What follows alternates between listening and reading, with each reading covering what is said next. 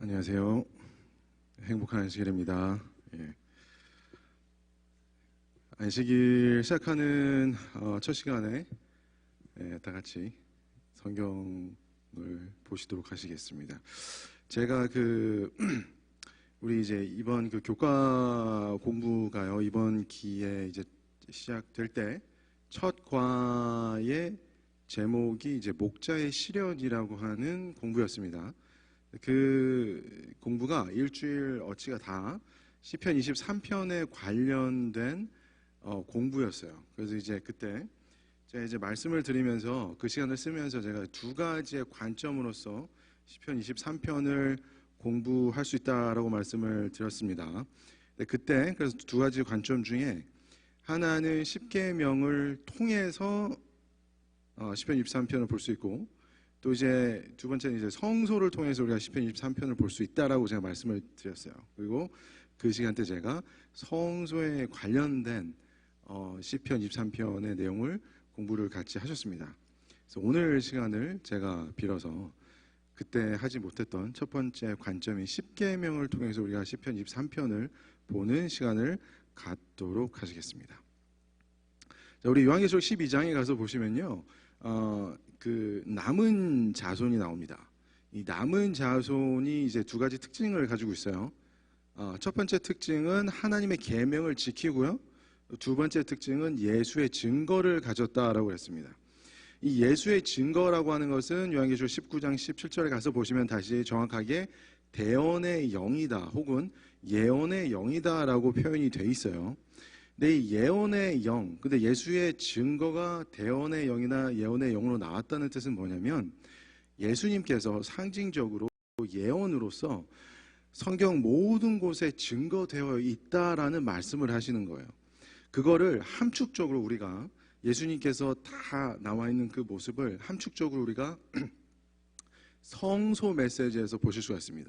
예수님 본인께서 성소 본인으로서 예수님께서 이 인류의 구원을 위해서 역사하시는 모든 것들이 그 성소 안에 다 나와 있어요. 그리고 성소 마지막 칸 지성소에 가시면 증거궤가 있죠. 그래서 우리가 예수의 증거 혹은 예언의 영은 한마디로 함축적으로 말씀을 하면 성소 메시지라고 보실 수가 있어요. 그리고 하나님의 계명을 지킨다라고 했는데 그 증거궤 안에 하나님의 계명이 있죠. 이거 뭐라고 그러죠, 우리가? 십계명이라고 합니다. 그죠? 그래서 하나님의 십계명과 또 성소 메시지를 가진 자들이 마지막 남은 자손이다라고 얘기를 하는 거예요. 제가 지금 말씀드렸는데 시편 23편이 두 가지의 그 뜻을 다 가지고 있다라는 거예요. 그러니까 우리가 지난번에 교과 공부를 통해서 성소를 통해서 시편 23편을 보셨고, 이제 오늘 공부하실 게 십계명을 통해서 공부를 하실 텐데, 그렇다면 그 시편 23편은 시인데 누구의 시라고 우리가 할 수 있을까요?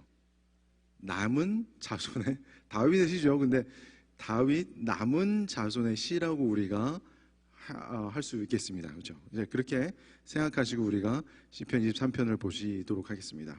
우리 시편 23편은 그리스도인으로서 굉장히 이렇게 잘 아시는, 귀에 있고 눈에 익는 그러한 그 성경 말씀인데 많은 분들이 외우시기도 하시죠. 그래서 우리가 1절부터 6절까지 다 보시도록 하겠습니다. 자, 1절 먼저 가서 보시면요, 여호와는 나의 목자시니 내가 부족함이 없으리로다 라고 되어 있어요. 자, 여기서 여호와라는 이름을 제가 빨간 글씨로 썼습니다. 자, 여호와라는 이름은 창세기 2장에 가장 먼저 등장을 해요. 그러니까 창세기 1장과 창세기 2장은 같은 내용입니다. 근데 창세기 1장은 하나님들 사이에서의 대화가 주예요. 그러니까 똑같은 내용인데 하나님끼리 의논하는 얘기가 나와 있고, 창세기 2장에는 같은 내용인데 이 독자가 바뀝니다. 누구로? 사람으로. 그러면서 뭐라고 말씀을 하시냐면 이 모든 것을 지으신 하나님의 이름을 나타내세요. 뭐라고요? 여호와 하나님이라고 하시는 거예요. 그러니까 하나님의 타이틀, 하나님의 칭호가 너무 많죠. 많이 있는데 그 중에 특별히 여호와라고 하는 그 칭호는 창세기 2장에서 나오는 걸 볼 때 우리를 지으신 창조주로서의 하나님을 나타내고 있는 것입니다. 근데 이거를 유대인들이나 이스라엘 백성들은 어떻게 해석을 하냐면 창조주 하나님은 굉장히 무섭고 두려운 분이다라고 생각을 해요. 그래서 우리가 그 요한계시록에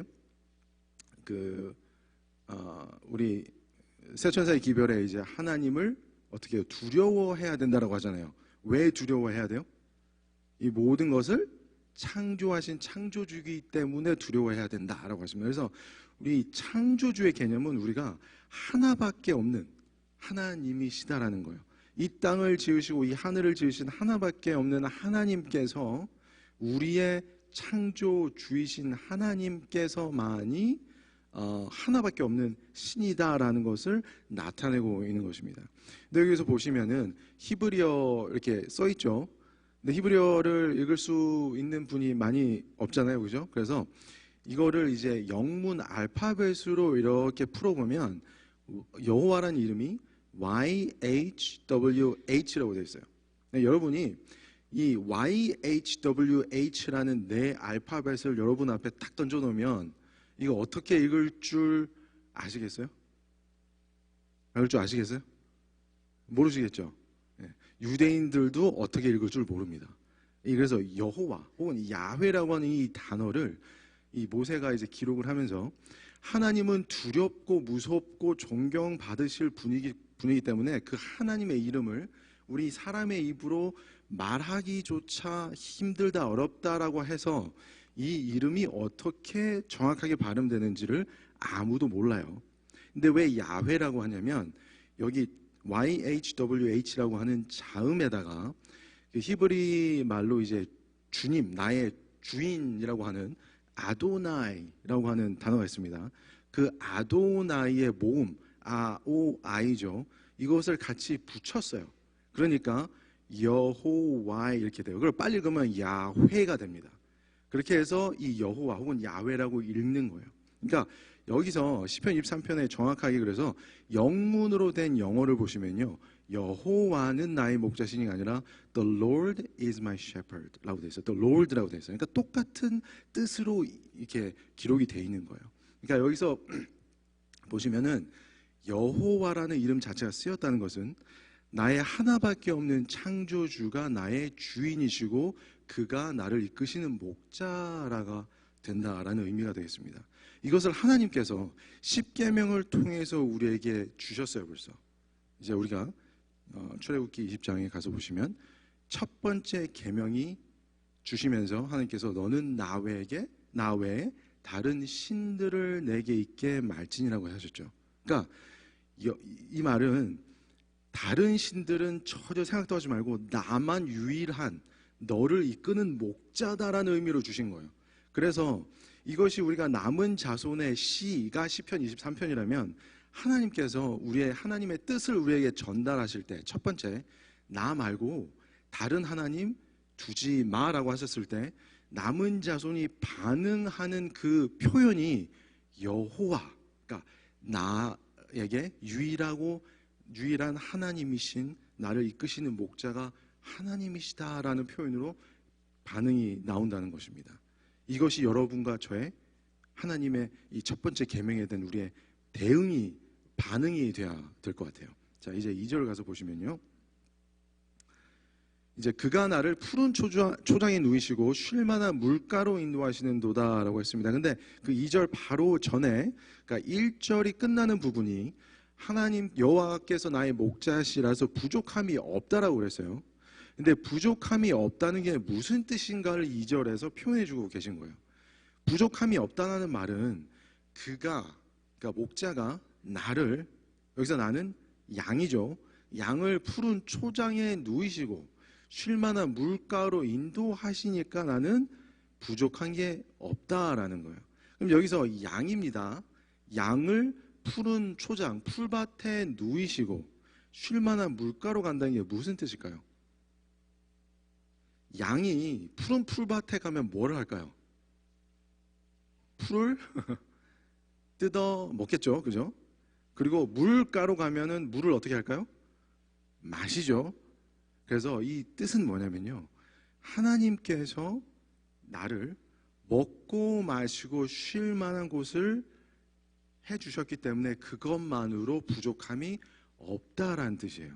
그러니까 이 시편 23편이 남은 자손의 시라면, 그러니까 우리가 남은 자손이 맞다면요, 우리 남은 자손의 특징은 무엇이 돼야 되냐? 첫 번째, 하나님만이 나의 하나님이시고, 두 번째는 나에게 부족함이 없어야 돼요. 그죠? 부족함이 없어야 돼요. 근데 여러분들 자신을 보실 때 부족함이 있으세요? 없으세요? 그러니까 여러분의 뭐 신앙 상태, 나의 뭐 인성이 부족하다, 이걸 얘기하는 게 아니에요. 그건 얘기하는 게 아니라, 우리가 이 물질적인 것을 봤을 때, 우리가 이제 사실은 그 미국에 이민해온 이제 한국 이 커뮤니티가 되게 이제 좁잖아요. 그죠? 근데 또 여기서 재림교회로 들어가면 정말 좁아집니다. 그죠? 그래서 우리가 보시면은 뭐, 나는, 우리가 30-40년 전에 이민 왔는데, 그때 같이 이민 왔던 저 아무개 집사, 아무개 장로, 애들은 말이야 지금 다 의대 가고 뭐 변호사 되고 했는데 우리 집 애들은 뭐 이런 거, 그죠? 뭔가 나는 부족해 보이는 듯한 느낌. 그러니까 우리가 이제 주변을 둘러 이렇게 보셨을 때 먹고 마시는데 부족함이 있으신 분이 있으세요, 없으세요 지금? 지금 먹고 마실 수 있잖아요, 그죠? 그러니까 생명 유지가 돼요. 그죠? 근데 그거 말고 우리가 주변에 보니까 나보다 훨씬 막 뭐 베케이션도 막 유럽으로 가고 한국으로 가고 더 좋은 차를 타고 막 이런 거를 볼 때 막 내가 마음이 막 부족함이 느껴요. 내가 막 내 생활이 막 쪼달리는 것 같고, 항상 나는 돈이 부족한 것 같고, 항상 나는 시간이 부족한 것 같고, 항상 나는 뭐가 없는 것 같아요. 그 말은 우리가 하나님만을 집중해서 하나님께서 나를 이끄시는, 그러니까 먹고 마시는 거에 족한 그 여건에 우리가 부족하다고 느끼는 순간 우리는 남은 자손의 특징을 잃어버리게 된다는 겁니다. 그러니까 하나님이 우리의 센터가 되셔야 돼요.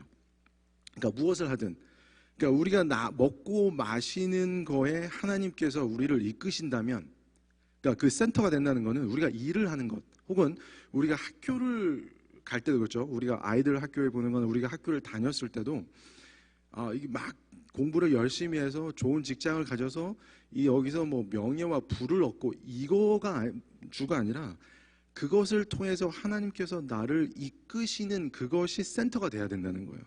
근데 하나님께서 이끄시는 곳이 아닌데 그거에 정신이 팔려서 그것에 부족함이 있다고 느끼는 그 순간 우리는 하나님 그 시야를 벗어나게 된다는 것입니다.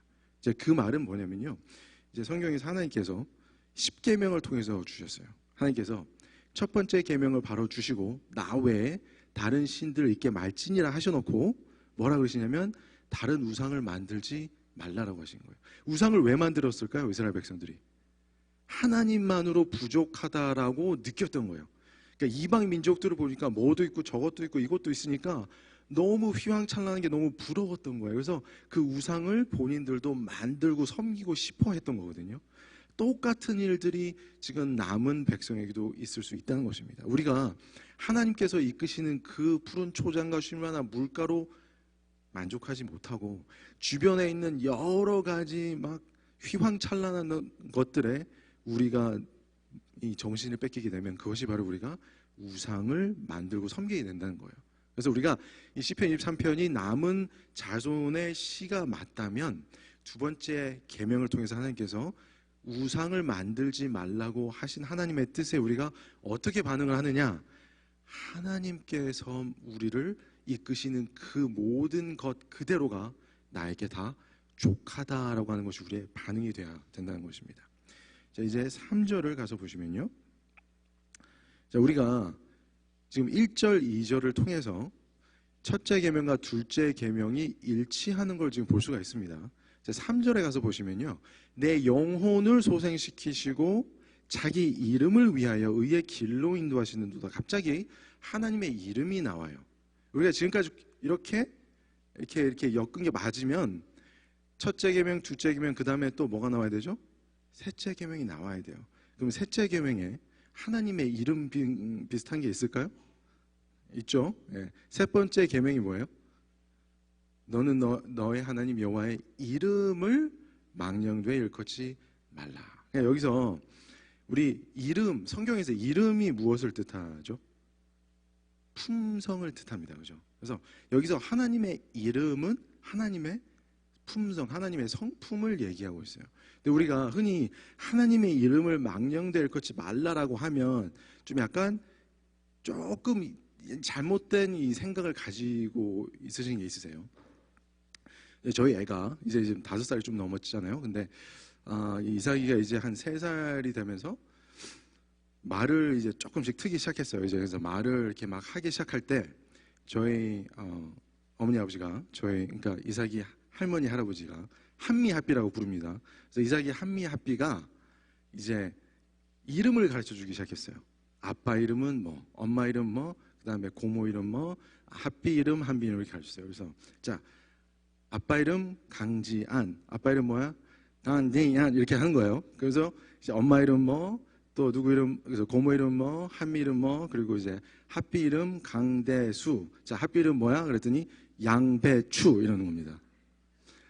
근데 지금도 이삭이가 퍼블릭스를 가잖아요. 그 양배추를 보면 합비가 왜 여기 있어? 하고 이렇게 장난을 쳐요. 그러니까 지금 우리가 근데 그 얘기를 막 들으면은 이삭이 합비가 그 얘기를 듣고 에이, 막 화를 내시는 게 아니라 더 해봐 이렇게 하시거든요. 이제 하나님께서 우리가 여기서 여호와의 이름을 망령되이 일컫지 말라는 이야기가 막 우리 뭐 하나님의 이름을 막 너 내 이름 함부로 부르지 마 뭐 이런 뜻이 아니라는 거예요. 그러니까 물론 우리가 하나님의 이름을 함부로 부르면 안 됩니다. 엄숙하게 존경한 마음으로 불러야 하지만 그 뜻을 넘어간 거예요. 그러니까 하나님께서는 우리 이제 그리스도인이잖아요. 크리스천. 그럼 우리가 그리스도라고 하는 하나님의 이름을 가지고 사는 사람들이에요. 근데 그 사람들이 이름이 하나님의 품성인데 그러해 놓고 우리의 품성은 그리스도의 품성이 아니라 인간의 품성, 짐승의 품성을 가지고 산다면 그것이 바로 하나님의 이름을 망령되이 일컫는다라는 뜻이 되겠습니다. 그럼 우리가 정말 하나님의 이름을 우리가 가지게 된다면, 그러니까 하나님의 품성을 우리 안에 가지게 된다면 어떤 일이 생길까요? 하나님의 이름을 우리가 가지게 되면 내 영혼을 소생시키신다라고 하십니다. 여러분과 저의 영혼이 지금 상태가 어때요? 우리의 영혼이 죽었나요? 죽었죠. 왜 다 죄인이잖아요. 죽었어요. 죽었고 죽어야 되는 영혼들입니다. 근데 그 죽어야 되는 영혼들이 그 우리의 마음속에 하나님의 이름을 가지게 되면, 그러니까 하나님의 품성을 갖게 되면 어떻게 된다는 거예요? 다시 살아나게 된다라고 하시는 겁니다. 그렇게 되면 의의 길로 인도된대요. 여기서 의의 길이 무엇일까요? 의의 길. 의라고 하는 것, righteousness라고 하죠. 이 의라고 하는 분이 계십니다. 성경에. 누굴까요? 예수님. 하나님이 바로 의 자체세요. 그죠? 그래서 의의 길이라는 것은 곧 하나님의 길과 동의어가 되겠습니다. 그죠? 자, 그 하나님의 길은 또 무엇일까요? 시편 73편에 가서 보시면 주의 길은 어디에 있다고요? 성소에 있습니다라는 다윗의 고백이 있어요. 그러니까 의의 길이라는 것은 하나님의 길과 동의어고 그 하나님의 길이라는 것은 곧 성소와 동의어라고 하는 것입니다. 성소로 들어가게 된다는 거예요. 우리가 성소로 들어가게 된다는 것은 구원의 시작이 된다는 것입니다. 우리가 성소 바깥에 있으면 구원이 없어요. 근데 우리가 성소 안에 들어가면 이제 구원이 시작이 되는 거거든요. 그렇기 위해서는 하나님의 이름이 여러분과 저의 마음속에 있으셔야 되는 거예요. 크리스천, 그리스도인이라는 그 이름이. 근데 거기서 끝나는 게 아니고 그 성품을 그대로 우리가 이어받아서 매일매일 삶 속에서 나타내 보일 때 하나님의 이름을 망령되이 일컫지 않는 게 되는 겁니다. 그렇게 되면 우리의 죽어가는 영혼이 다시 살아나고 그럼으로써 우리가 성소로 향하게 된다라는 말씀을 하고 계신 거예요. 그래서 지금 우리가 1, 2, 3절을 통해서 그 첫째 계명, 둘째 계명, 셋째 계명까지 다 나옵니다. 자, 이제 4절을 가서 보실게요. 이제 4절에 가서 보시면 이렇게 나와 있죠. 내가 사망의 골짜기로, 음침한 골짜기로 다닐지라도, 나중에 뭐예요? 내가 나를, 주의 지팡이와 막대가 나를 어떻게 하신다고요? 안위하신다라고 합니다. 이 안위가 무슨 뜻일까요? 안위. 이게 함축적인 면이 그 뜻을 보면 쉬게 하다라는 뜻이에요. 그래서 우리 안식일 할 때 그 안자와 편안할 안자, 또 여기서 안위하다는 그 안자 같은 뜻이에요. 그래서 쉬게 하다라는 겁니다. 그러니까 우리가 이 험한 골짜기를 다니는데 나를 쉬게 하실 수 있다는 겁니다. 이게 무슨 뜻일까요? 우리가 10계명을 통해서 넷째 계명을 보시면 안식일을 기억하여 어떻게 해요? 거룩히 지키라고 하시죠.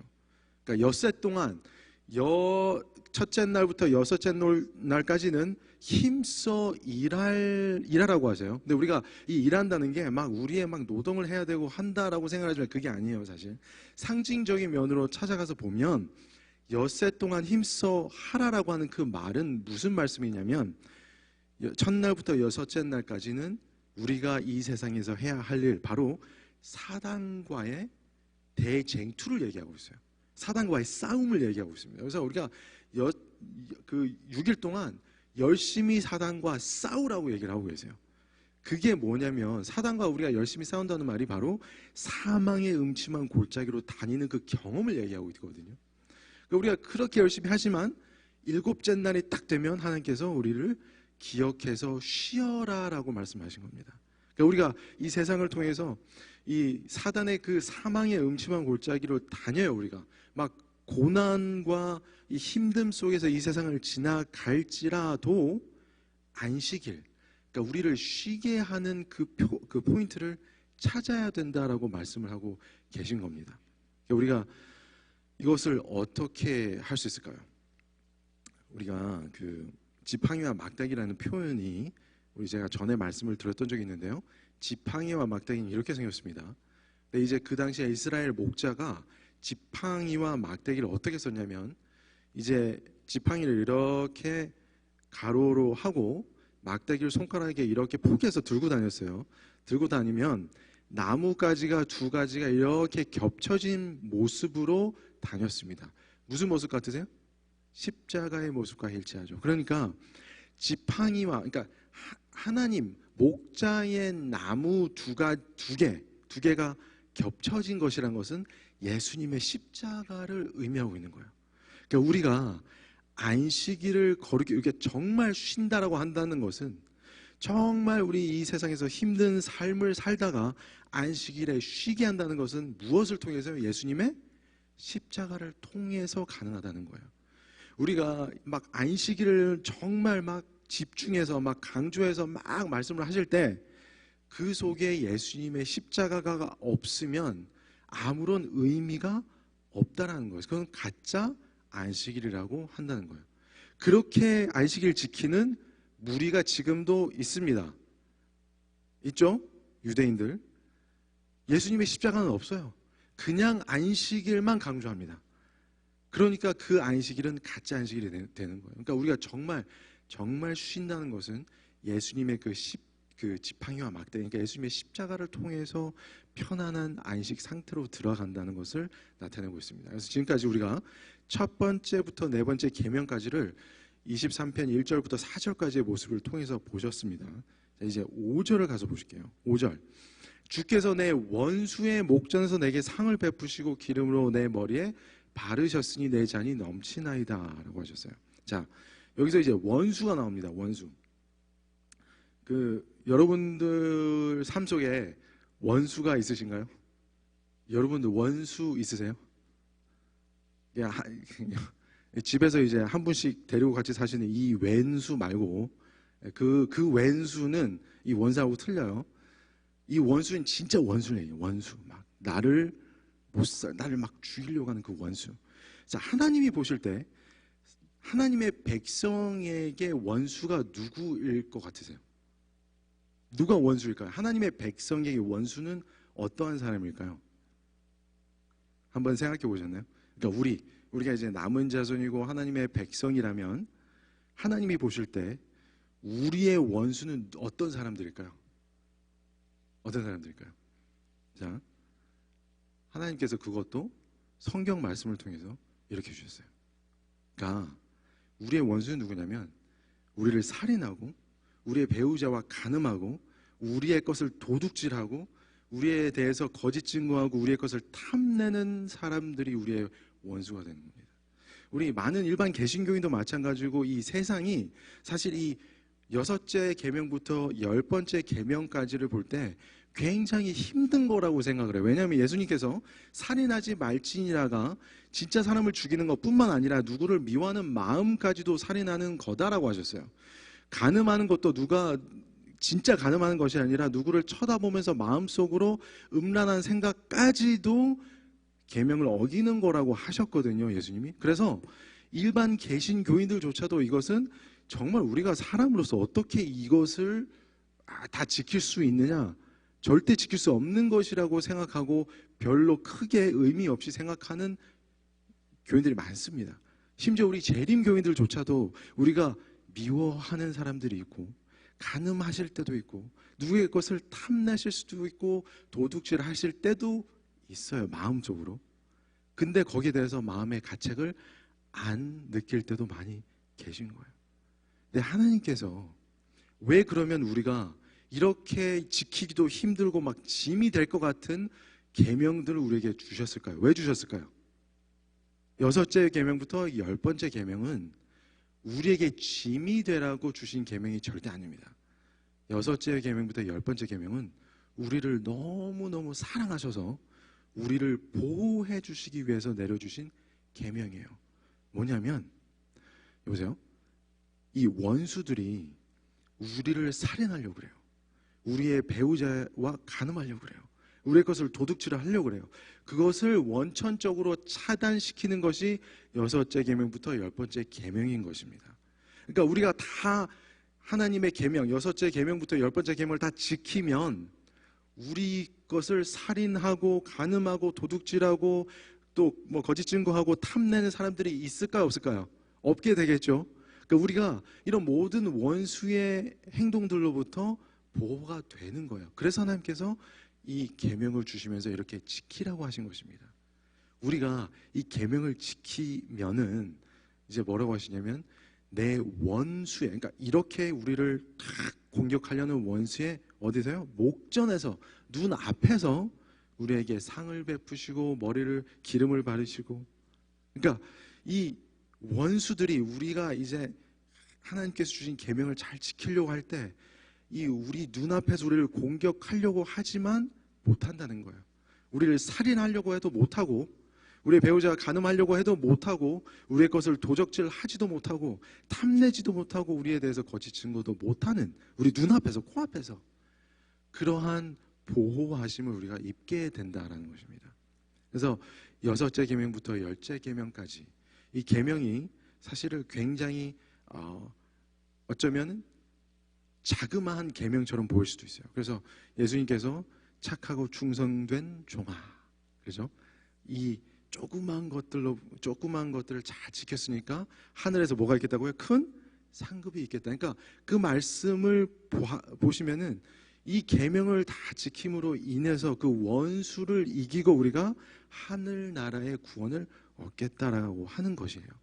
그래서 우리의 반응이 이렇게 나오게 된다는 것입니다. 자, 우리가 지금까지요, 첫 번째 계명부터 10번째 계명까지 5번째 계명만 빼고 다 보셨습니다. 그리고 시편 23편도 1절부터 5절까지 다 보셨고 이제 마지막 절만 남았습니다. 이제 마지막 절을 보실게요. 마지막 절은 나의 평생에 선하심과 인자하심이 정녕 나를 따르리니 내가 여호와의 집에 영원히 거하리로다로 끝이 나고 있습니다. 자, 우리 10계명 중에서 우리가 지금 다 보셨고 마지막 계명만 남아 있어요. 자, 여호와의 집에 영원히 거한다는 거. 여호와의 집이 어디예요? 하늘나라죠. 하늘나라에 영원히 거하는 사람들의 조건이 있습니다. 예수님께서 다 예수님 믿습니다라고 하면 다 들어간다라고 하시지 않고 뭐라 그러시냐면 하나님 아버지의 뜻대로 어떻게 해요? 행하는 자라야 하나님의 여호와의 집에 거할 수 있다라고 하셨습니다. 그러니까 우리가 여호와의 집에 영원히 거하리로다 내가 그냥 말만 하면 되는 게 아니라 하나님의 아버지의 뜻대로 해야 된다라고 하시는 거예요. 우리가 이것을 함축적으로 한마디로 계명을 통해서 우리에게 주셨는데 마지막에 이제 5번째 계명이에요. 내 부모를 공경하라. 그러면 여호와가 너에게 준 땅에서 너의 생명이 길겠다라고 하셨어요. 자, 우리 부모를 공경하라. 어떤 뜻일까요? 우리 이 땅에서의 우리의 이 육체적인 부모님을 얘기할까요?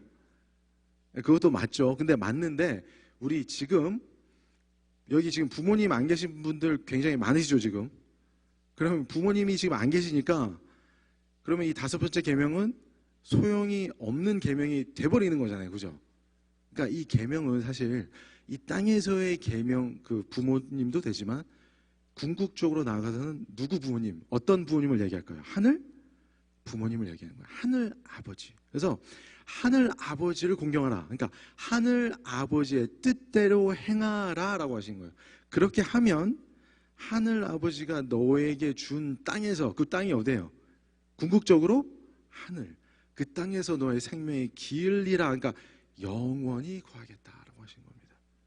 그래서 마지막 시편 23편의 마지막 남은 자손의 마지막 절, 마지막 고백도, 마지막 반응도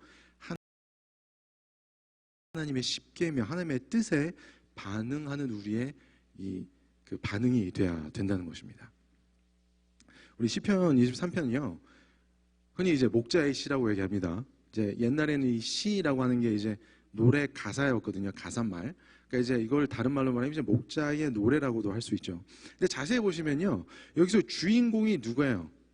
목자예요? 나예요? 나잖아요. 내가 누구예요? 양이잖아요, 사실. 그러니까 이게 사실은 목자의 시라고 할 수도 있지만 양의 시 혹은 양의 노래라고도 할 수 있습니다. 그렇죠?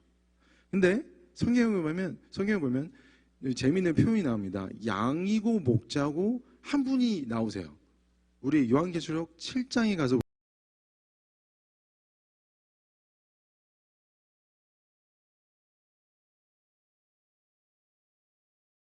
보시면 양의 시라는 것은 어린 양의 시 혹은 어린 양의 노래와 동의어가 되겠습니다.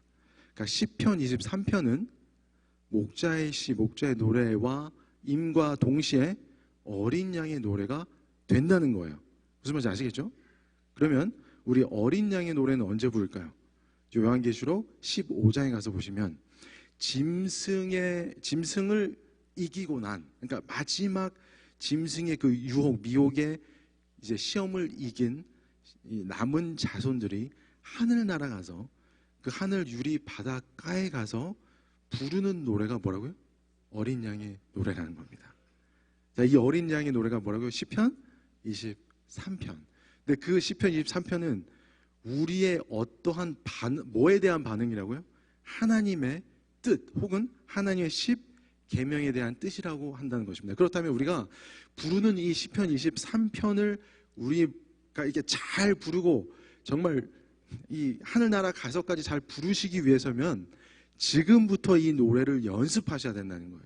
그 말씀은 지금부터 여호와는 나의 목자니 외우라는 뜻이 아니라 이 하나님이 주신 그 뜻, 십계명에 우리가 하나하나 정확하게 하나님의 양으로서의 반응을 하시라는 얘기가 된다는 겁니다. 그렇게 되실 때 우리가 마지막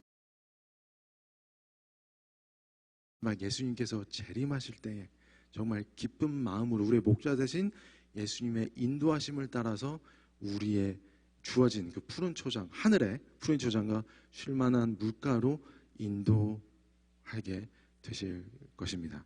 자, 그래서 우리가 시편 23편을 통해서 또 하나님의 뜻을 십계명을 통해서 이제 알아보는 시간을 가졌습니다. 이제 말씀 마치겠습니다.